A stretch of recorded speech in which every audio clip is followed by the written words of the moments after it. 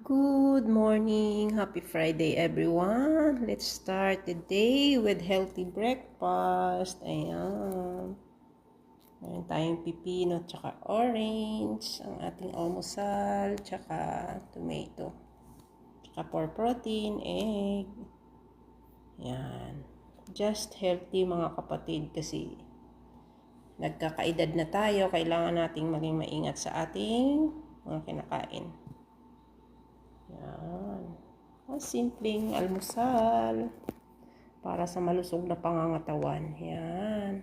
Para marami pa tayong trabahong magagawa para sa ating pamilya. Ay, thanks God for the blessings. Happy Friday. Hindi talaga mawawala ang kape na umuusok. Let's get started. Ayan, meron tayong dates. Start natin sa date. Thanks God for the blessings. Kain na po.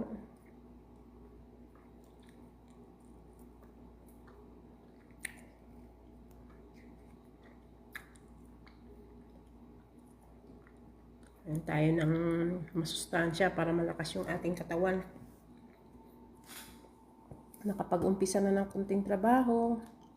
Kain muna ulit.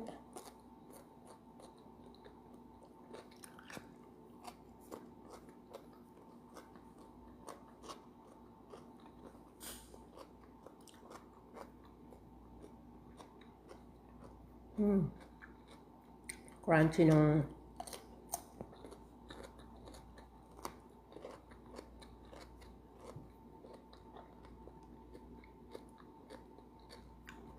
pipino. Pansin ko kasi pag kumakain ako ng cucumber, so mahirapang mag-poops. Tsaka ano to, good for the brain. May quercetin siya.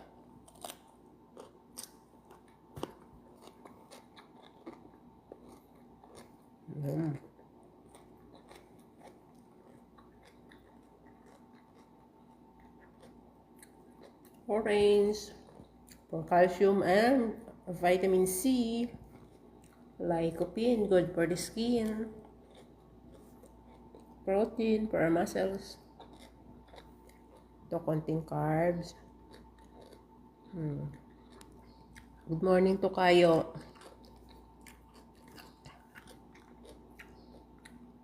Maalmusal ta.